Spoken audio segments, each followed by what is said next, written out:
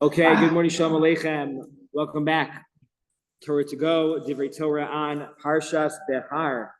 Being that this year is a leap year, we only learn Parshas Behar, which gives us an opportunity to really focus on one Parsha.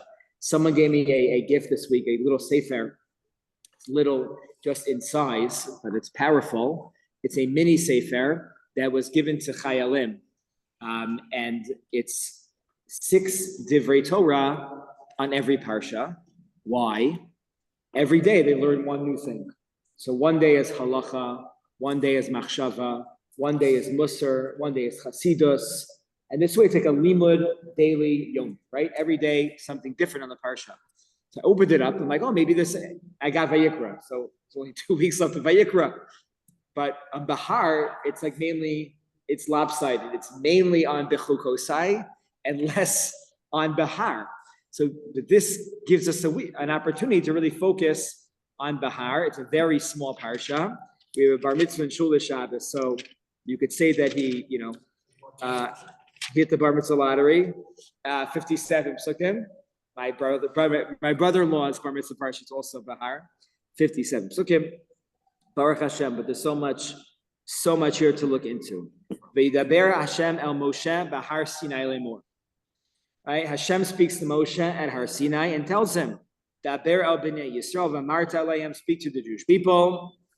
Ki tavo el haaretz asher ani nosein lechem.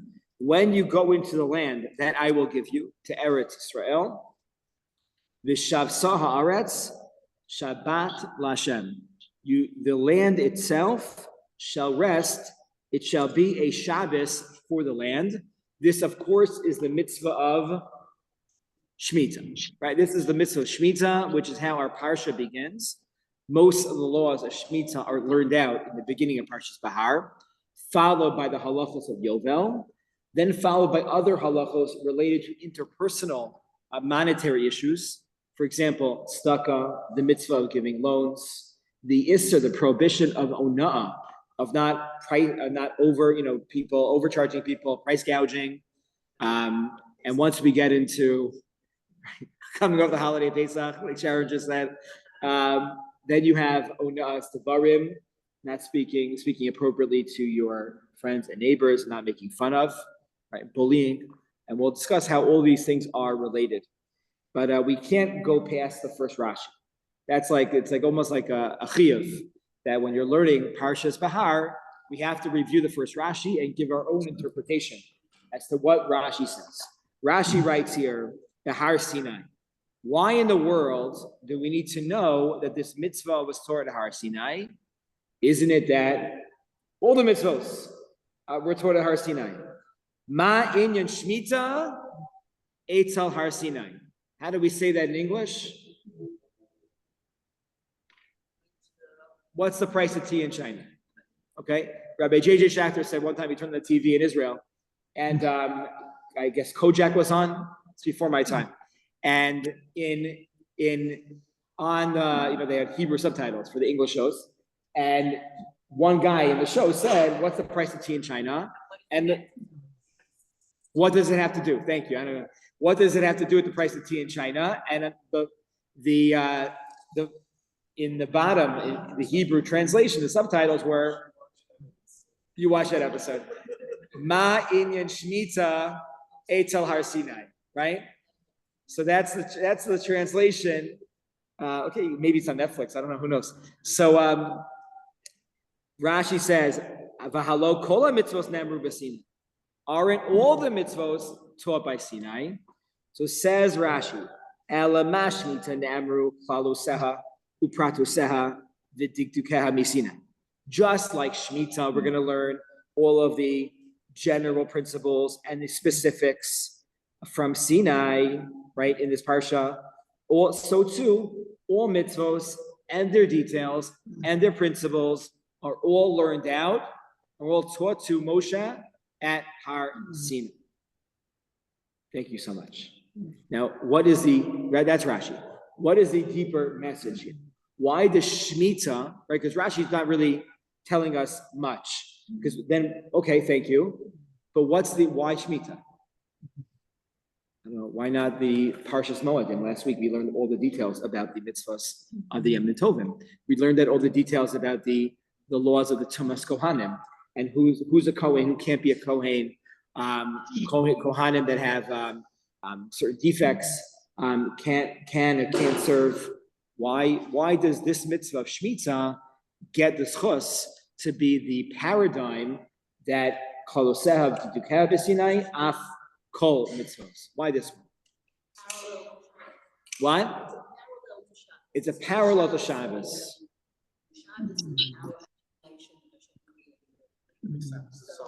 So, honey, what you're really saying is that why is this a good paradigm? Shabbos is about emunah. Hashem created the world. Hashem took us out of Egypt. Those are the two things that we mentioned in the first two paragraphs of Kiddush on Friday night, and the two reasons given in the Dibros in Veschanan and in Yisro as to why we keep Shabbos. Shabbos is about emunah, and here to be last 2 years ago with Shemitah, to be a mammon is to keep Shemitah, right? That is emunah in practice. We call that bitachon, but that is the practice of Shabbos, and maybe that's why that's there. You need this emunah for really all the mitzvahs. It's a baseline to keep all mitzvahs. Yes. Also, if you don't keep Shemitah, you don't exile. Good. Don't keep Shemitah, you're going to exile. That's a classic Dvar Torah that if the Har and the Chukosai were together, you would ask yourself, why are they together? And at the end of the Chukosai, we say that if we do not keep Shemitah properly, then we're thrown out of the land. The land that literally throws us up, vomits us out into the exile. And maybe that shows the primacy of this mitzvah, why it is so significant on its own. Okay, these are beautiful, beautiful answers. I'm going to add one more, a new one, maybe a new one for today. This comes from the Menachem Tzion, Rabbi Menachem ben Tzion Zaks. He points out here that if you look at a lot of the mitzvos, let's take a step back. He says that very often, we look at the way to serve Hashem, or we look at Har Sinai. What does Har Sinai represent? Our strong kasher between the Jewish people and the Ribono Shel Olam. And how do we serve the Ribono Shel Olam the right way? It's by doing mitzvos bein adam lamakom. How we, shake a lulav, what type of esrog you purchase, how much maybe you shuckle during davening, how much kavanah you have during our tefillos, how many hours maybe you spend in the Beis Medrash. That's a definition of a Jew. How much bein adam lamakom do they have in their lives? How much do we invest in those types of mitzvahs? Well, if you look at the mitzvah of Shemitah, type of mitzvah is Shemitah. Shemitah, you make a very strong affirmation, a very strong declaration. All of my food that is in my property doesn't belong to me. I can't sell it to you. Not even for price, let alone for profit. Anybody could take it. All my stuff is hefty. Everything.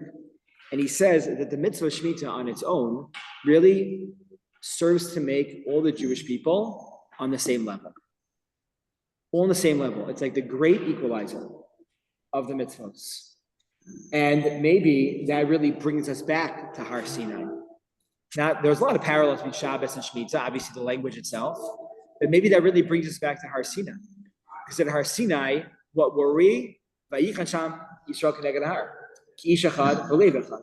We were very much on the same level. Sure, different people had different things, but at that moment, we felt very much united. And he says too often, and he writes this, people run after they bein adam lamakoms, and they don't spend enough time on the mitzvos bein adam l'chaveiro, because we just think that means I'm a nice person. I'm a nice person if I drop off a meal at somebody's house, if I make a phone call because I haven't seen somebody in shul for a few days or for a few weeks. I'm a nice person. That has nothing to do with God. It has nothing to do with a mitzvah or the Torah itself. That is like a separate component or compartment in my life. No. That is part of serving Hashem. Those are mitzvos that are equal to the other mitzvos that we have in the Torah. And he writes, this gives us a different understanding of a famous chazal that I think we are all very much familiar with. Rabbi Akiva said, "V'ahavta l'recha kamocha, zeh klal gadol b'Torah." He could have said, "V'ahavta l'recha kamocha, zeh klal gadol." The song wouldn't have fit, and they would have to, different tune would have had to. You're right, but zeh klal gadol b'Torah. He needed to emphasize to us that v'ahavta l'recha kamocha is a mitzvah like any other mitzvah. It's a foundational, it's a paradigm of a mitzvah. Great. But those mitzvos, how we treat our friends, are also, represent our Jewishness, are also part of Yiddishkeit itself. Rav Shechter is fond of quoting the Mabit. The Mabit writes that if you were the layout editor of the Dibros themselves, right now, more than halfway through to get to Har Sinai, and the Dibros themselves were both the same size. They were square rocks; they were not rounded on top, and they had all the words of the Dibros written on them. They were carved on them. So, which ones were bigger and which ones were smaller? If you were looking at Moshe's luchos, right, and you were at the bottom of the mountain, and you needed to read them, which ones would stick out to you more than the other? The second side. Why the second set? Why would it stick out?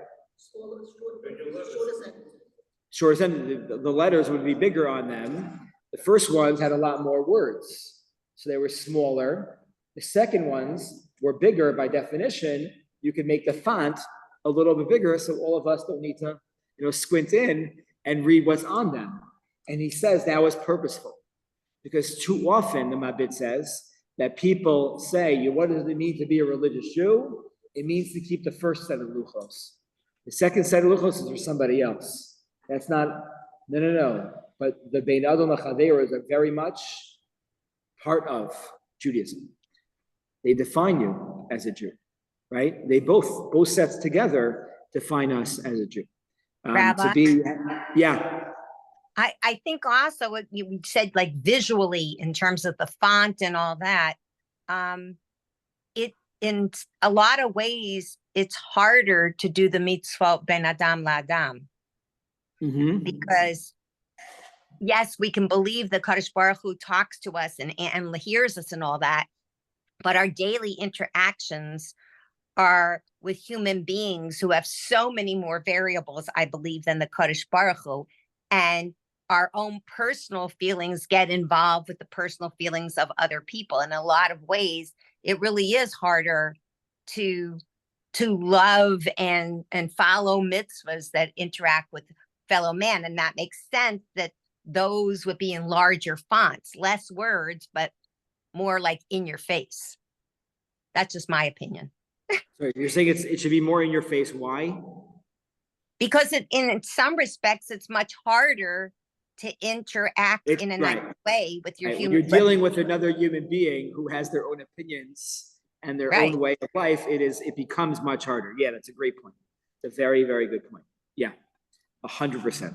So Ma'in and Shemitah Eitz on Har Sinai, it's a teacher that all the mitzvos, and then he goes on to explain that that's the connection here between the mitzvah of tzedakah that comes afterwards and ona'ah, price gouging. These are all connected to this very first mitzvah that comes up here. It's all about how you treat your fellow friend, your fellow Jew. And we're told that if you keep Shemitah, then you'll get done with the sixth year. In the sixth year. So which comes first, chicken or the egg? If you get double the produce in the sixth year, so you take a sabbatical. So Yassi is I just want to get the pasuk up. Here it is. Yossi is addressing a very, very important pasuk in our parsha, which is very rare. Very rare. The pasuk says like this: "V'chisomru manocha b'shana hashvius." Lest you say, and many, if we were farmers, we would likely say, at least in our head, maybe out loud, what are we going to eat in the 7th year? Hein lo nizra v'lo ne'asav asenu. We cannot plant and we cannot gather in our stuff. V'tzivisi es berchasi lachem. Hashem promises us that He's going to give us a blessing. Bashana hashishis, vasas as a tvua l'shloshanim, that on the 6th year you're going to have plenty. Uzratem es hashana hashminis, v'chalta min hatvua yashan ad shana tshiyis ad bo tvuasa tochlu yashan. The 8th year and the 9th year subsequently will be plentiful years for you. A tremendous miracle that will occur as a result of you keeping Shemitah. Right? So Yossi is saying, what's the Nisayon over here? You're going to get enough in year 6. So why are we worried about it? And just look at the fact that the pasuk is addressing the anxiety that a farmer feels is there's no other pasuk like this in the Torah. The Noam Elimelech points out, there's no pasuk like this in the Torah about any other mitzvah. The Chisomru, what are people going to say about bris milah? The mom's going to be so nervous. What are they doing to my baby? We don't say that by bris milah. We don't say that by other areas of halacha. Chisomru, what am I going to eat when I go on vacation with my kids and there's no food, no kosher food? Don't worry, there'll be a Chabad. And, no, we don't say that. We don't say that. We don't say it over here. Very interesting. So I think the simple answer to Yossi's question is that basic human, right, behavior is that when we get some, we want more. Ratzakav, right? You get a kav, you want a kavayim. You want 2. You want double. So even though the bracha might be there, we still always want more. The Sforno says it a little bit differently, because if you look at this, Hashem's promising us a miracle. Usually, this person pulls in low 6 figures yield on their produce, and now they're going to make $500,000 in the 6th year, and the 8th year, and the 9th year, and then the 10th year they'll go back to normal. That's a huge miracle. Usually the apples, they get 2 bushels of apples. Now they'll get 20 bushels of apples. That's a huge miracle. Hashem usually works within nature. So the Sforno says something different. The Sforno writes here is that usually, right, everyone needs to have a little bit extra money just in case something happens over the course of the year. God forbid an emergency. Sometimes there's car damage or there's a leak in the roof. And how are you going to pay for that? So we all need to have like a buffer in what? A cushion. A cushion, right? The rainy day fund, something might come. Okay. So he says like this. He says, for those individuals that keep Shemitah, that rainy day fund is not going to be used. And maybe gas prices will go down during that year. Maybe other expenses, the kids won't have so many cavities. You won't need too many root canals this past year. And the premiums on the insurance won't go up. And Memela, oh my gosh, like I still have, so it's not going to, it's a very, very powerful Sforno. That's usually the way that Hashem works with us. Hashem doesn't work with us like there's a pot of gold, outside our door. Like that's what everyone is chasing. That's not real. That's not real. It's really not going to happen.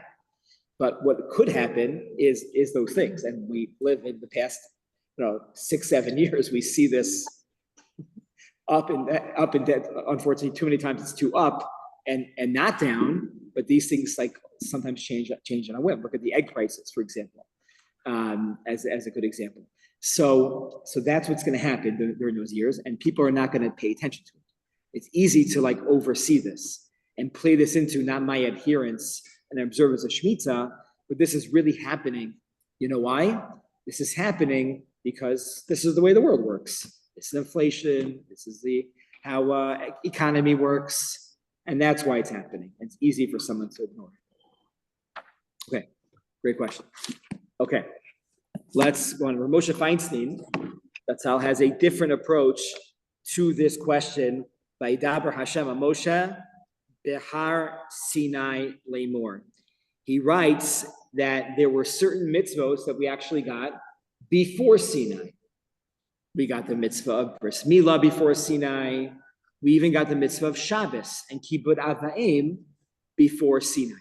Those came in, Milah came earlier on, Gid Nasha, and then it already in Mara, one of our first stops. In the desert, we got certain mitzvos. And now at Har Sinai, we got a lot more mitzvos. So what is the difference between the mitzvos we got before Sinai and the mitzvos we got after Sinai? So he writes, based on the words of the Rambam, that the mitzvos that we got beforehand were sichli. They were logical. They made sense. Okay, and we can, if we had more time, we would elaborate on how those mitzvos themselves are sichli. They're logical maybe for the Jewish people, what they needed at that time to forge themselves as a nation. But he says that Shemitah is not sichli. It is a tzivur. It is a commandment. Rabbi Aaron Lichtenstein, I think we quoted this a few weeks ago, but his yurtzeit was last week. Rabbi Aaron Lichtenstein has many important articles for us to read. But in one of them, he says that a mitzvah means commandment. Too often, maybe some of us have grown up this way, you say a mitzvah means a good deed. Makes you feel good. It's not always. Like a Jew needs to have a sense of commandedness. Right? Nadav and Avihu, just reading the psukim, what was their failure? They brought an Eshara asher lo tzivausan. They did something that God said they can't do. God didn't command them to bring a foreign fire. And when that happens, then you become a lo tziva. And he says that a Jew, by definition, needs to have a sense and a notion of commandedness in their lives. And he says that Shemitah, Rav Moshe writes, Shemitah is the paradigm, this is now my language, of discipline. That, look at a lot of our lives, a lot of it has to do with to live disciplined lives. We spoke about this on Shabbos, about having the proper boundaries in our lives. But the role of mitzvos in our lives gives us a more disciplined life.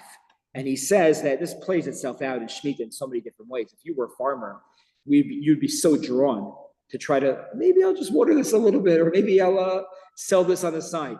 It requires a lot of discipline in order to ensure that you are keeping this mitzvah the right way. And he says, Yesh lo osef, it makes sense, he writes, that mitzvah Shemitah is the anti-seichel mitzvah. It defies logic. You would think that you should continue working the land all the time.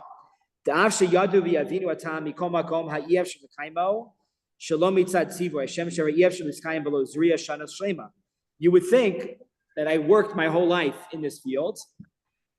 The way that this field is going to continue working is by working it more, planting and hoeing and threshing and plowing.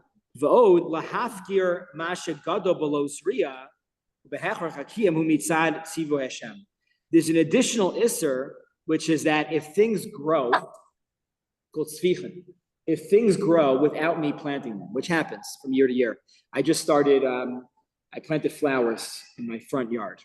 I don't know if I'm gonna be successful or not, but I did it with, we call them Team 2, the younger kids in the Markowitz family, and we're gonna try to see if we could plant flowers in the front, and we planted some vegetables in the back. And already yesterday, we did it like 2.5 weeks ago, in the back, there were some strawberries, like teeny, nothing you can eat yet. But I didn't plant strawberry seeds. So it could be that, I don't know, I bought the wrong thing, or they mislabeled them. or there was something there already from many, many years ago, and it never got watered the appropriate way, and now little buds of strawberries are growing. So if that happens in Shemitah, that things just grow on their own, which is very normal, then you can't even have those. Right? So he says this is like the definitional mitzvah of a Jew, which is to have a certain sense of discipline in our lives. The first mitzvah we are given is a mitzvah as a cloud, is the mitzvah of Korban Pesach, which really talks to this sense also of discipline.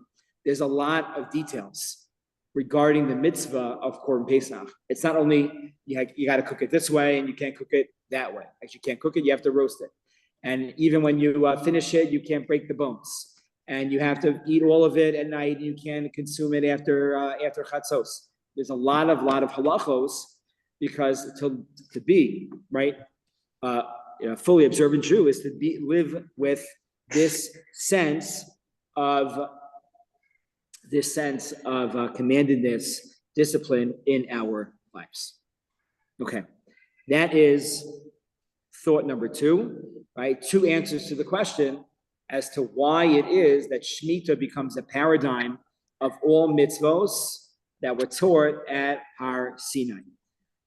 Continuing on in Moshe Sefer Kol Ram, he asks the following question, which is, we already addressed it in one way. He's going to address it a different way, which is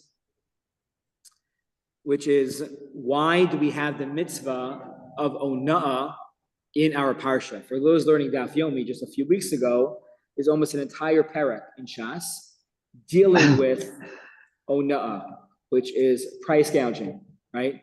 Raising prices on both ways. It's undercutting the seller or overpricing things for the buyer. Either way, there's a serious prohibition over here. There's a big discussion about this. Many rabbis have gotten in trouble or gotten banished in history by, especially with Shochten. There's a lot of history with that, with Shochten raising their prices and rabbis stepping in over here.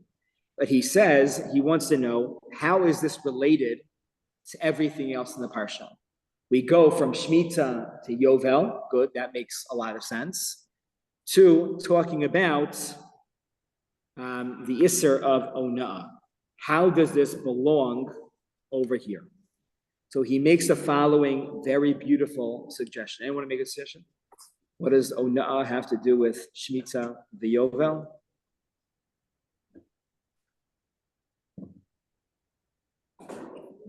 If you're going to raise the prices, then you don't believe that you're going to have more. Good. I asked the question. I stopped myself and asked the question because it builds off of Hani's idea from before. If Shemitah is really about Emunah, right? Everything we get is from the Ribono Shel Olam. He says that that's really what the Isser of Ona'ah is showing. The Gam Isser Ona'ah v'Gam Isuri Shemitah v'Yovel Marim Chesron be'Emunah. Hashem said, keep the land fallow and it's going to work out for you. In fact, studies have shown. I think an Israeli wine company in 2018 won for the best wine in the entire world. And they asked him why. Michael Rose is like, you're going to love this. You know why? Because I keep Shemitah and Yovel. I keep Shemitah, he said. I give the land itself a break. By the way, we learned here that breaks aren't too bad. It's good to have breaks. Right? It's good to take sabbaticals. It's good to have breaks. So that's it. By not keeping it, it's a chesron b'emunah. Adam eno mekayim mitzvah shmita v'yovel, as hu marash eno mamin she'Hashem mazmin lo asakol, v'ada lo yachzer lo klum. You're showing that you think it's you that's providing yourself with all of the things that you get, and really, it comes from HaKadosh Baruch Hu. Barotza Torah lamdenu kan. Someone that doesn't have that strong belief in Hashem, that Hashem is going to provide us whatever we need. As gamkein, ein lo afilu hamuna katana, k'dei shelo yavar onas mamon, shezeh yoser kam. Then the person doesn't have a big Shemitah, it's a whole year. What's eventually going to happen? Those individuals might end up cutting corners, even in small ways. I'll charge a little bit more over here. I'll try to undercut them over here, and I will slowly cut corners across the board. And he says, this is one of the first questions that we receive after Mea V'Esrim. What does Hashem ask us? Nasata V'Emuna, right? Interesting. Nasata V'Nasata is the language that we talk about when we talk about business.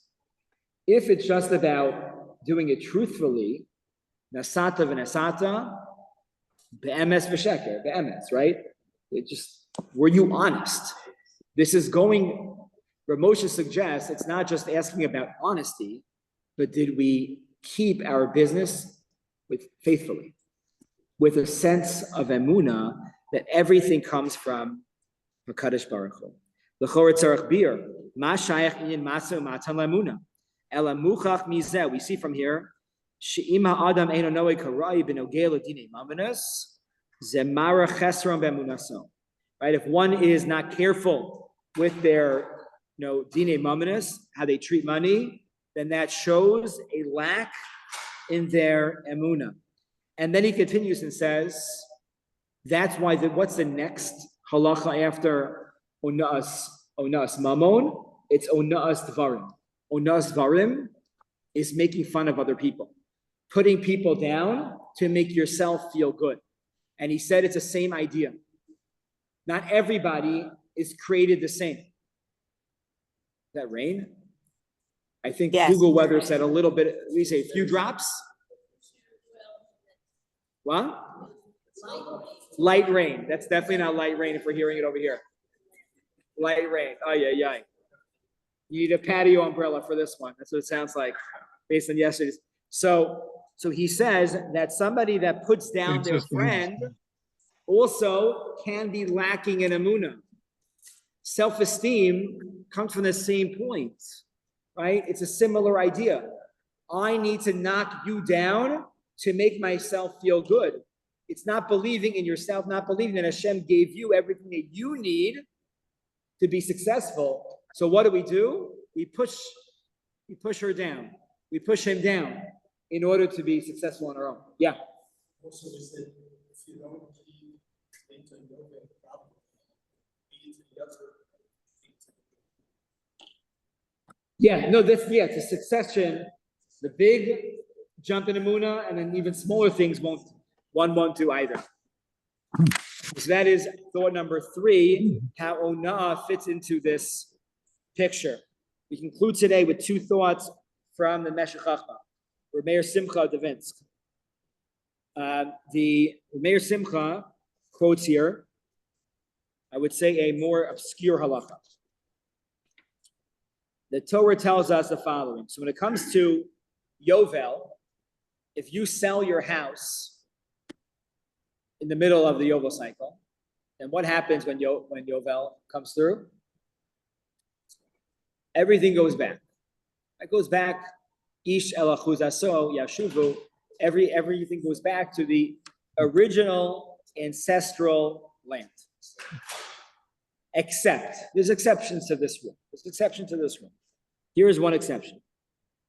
Ish ki imkor beis moshat ir choma, v'haisa gulosa atom shnas min karo, yamim tia gulaso.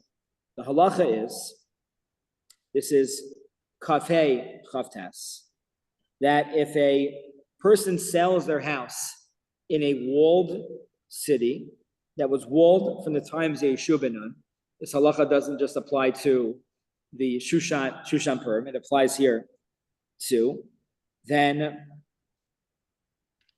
it can be redeemed from the original owner only within the first 2 years of purchase. Thereafter, the buyer remains the owner of the house in perpetuity. Yovel doesn't apply to a house that is within the walled city. Now, why is that? Right? Why would this be? So the Meshech Chachma says the following. Yitachen tam ksas. What is unique about homes within the walled city? The Reha Mivtzar, walled cities in general. Heim ha'arim ha'meginim mipnei ha'oyev. Umischazkim imbaim b'matzur. The first line of defense of cities within a country are the cities that are fortified. Usually, a city that is walled is on a border with a unsafe city, right? Or it's a city that it needs extra protection. Yerushalayim is walled. Why? It's not bordering enemies, but it represents it. We want to be so careful about Yerushalayim. It needs an extra layer of protection. So either it's a city that represents something special for the country, or it's uniquely positioned in an unsafe area and it needs extra protection. And he says these cities, if God forbid they're ever I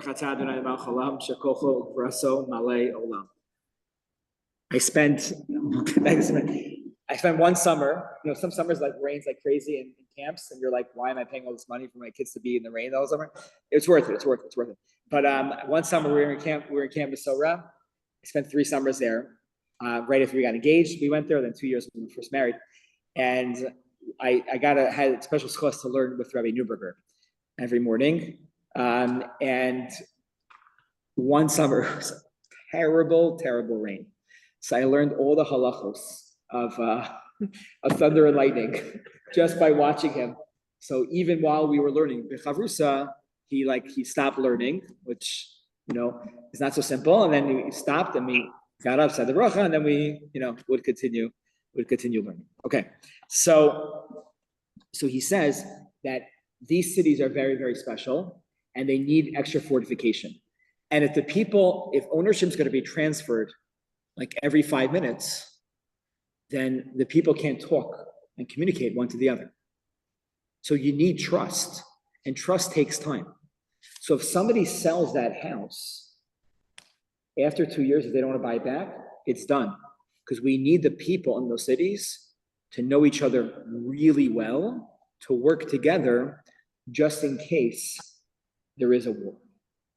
That is the idea of the Meshech Chachma. That's why this is an exception to that rule of Yovel. As important as Yovel, the notion of Yovel, that everything should go back is, the safety and the security of Eretz Yisrael, this is baked within the Torah, is even more important. And we have to look at certain cities. Not every city is created equal. Of course, the people are. But the cities themselves, there are certain cities that we need, right? We need to keep them safe because they protect every other subsequent city after that. And that's in the Areha Mivsar, right? The Otef Gaza, the cities that are protected, they need even more protection than the other cities because they are our first line of defense, not just for them, but for all of Eretz Yisrael. Okay, that is one idea from the Meshech Chachma, which I think is a powerful idea, and thinking about it in this year's context is even more powerful. Okay. Jay Horshon just shared a point that maybe that's the idea about Aliyah L'Rega. When you go to Yerushalayim, no one will enter your land. So if you have the schus to go to Yerushalayim, then you get extra protection that no one's going to go in. Okay. V'kidashtem et shnasa chamishim shana ukrasem dror ba'aretz l'chol yoshveha yovel hi tiyeh lachem v'shavtem ish el achuzaso v'ish el mishpachto tashuvu. You shall sanctify the 50th year of Yovel, and you'll call out dror. There'll be a freedom throughout the entire land, l'chol yoshveha, to all the inhabitants in it. Yovel hi tiyeh lachem. It shall be a Yovel to you. Good. Now, the end of the pasuk. Tell me if there's any maybe possible extra word. V'shavtem ish el achuzaso. Everyone shall return to their ancestral land or homes. The ish el mishpachto tashuvu, and everyone will return to their families.